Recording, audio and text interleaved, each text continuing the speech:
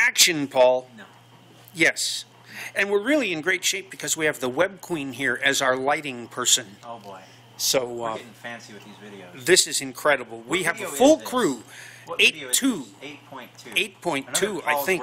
Another Paul's Workbench video, and here's the Workbench, complete with scale, car, shocks and dampers and springs, calipers, belts for the four-wheel drive car, and an old wing. J Concepts, high clearance, 6.5 inch.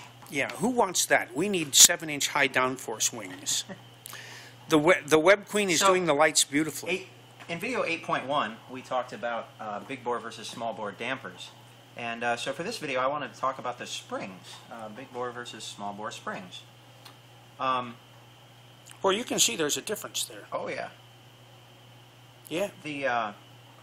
So we talked about the pros and cons of the big bore dampers, that they're more plush on the track, they work pretty well, but you know, they may not be as fast because they have all that extra weight.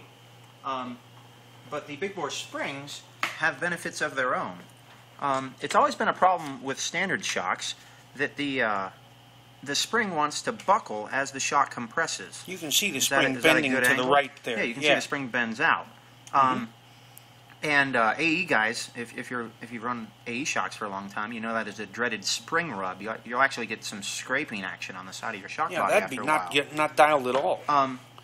So show me that Tamiya shock you got there. It's Yokomo. It's a Yokomo. It's a Yokomo shock. Yeah, well, it's all the same. You can hear it's much more stable. And that's that thing's not bending near as bad. It's a mechanical relationship between the diameter of the spring coil and the length of the spring.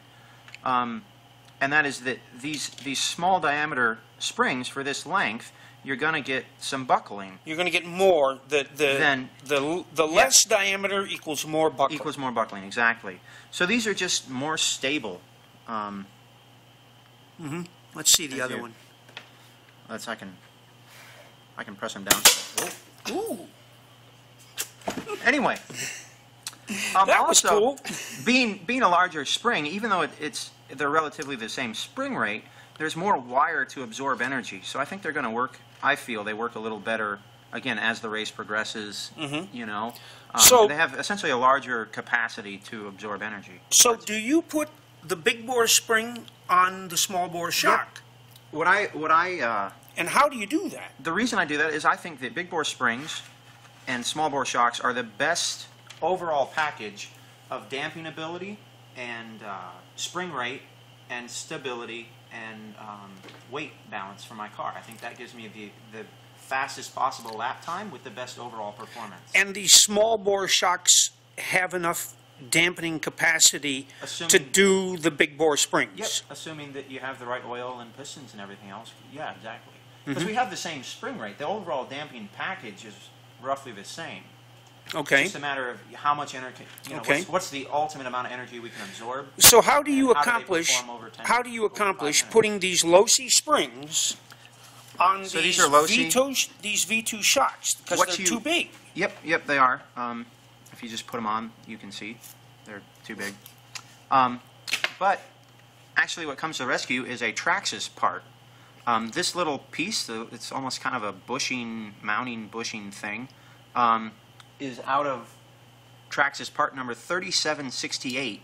3768 is a package of shock ends and spring cups and these little spring retainer pieces. And all you have to do for associated shocks is slip that plastic piece over the black knurled... Over your regular spring retainer. Regular spring retainer. And so you'll be able to adjust your shocks just like before by twisting it on the body. Yeah. You just twist, so you just ride height the same way you would. And then you can put the Traxxas spring cup... That comes in the same package. Comes in the same package over the associated shock. Now the Traxxas just in the regular way. Yep, same way. The Traxxas spring cup has too small of an outer diameter or inner diameter to fit over the associated end. So you have two options there. One is to bust out your handy Dremel with a small little grinding tool and just pass it around the inside and grind out the inside so it's bigger. Be careful because you don't want to take too much off or it'll fall off. Yeah, you don't have to be too precise though. It's pretty easy.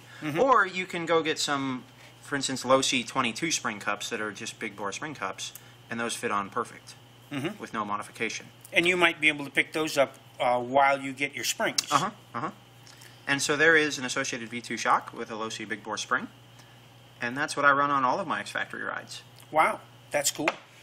Well, say goodbye, Paul.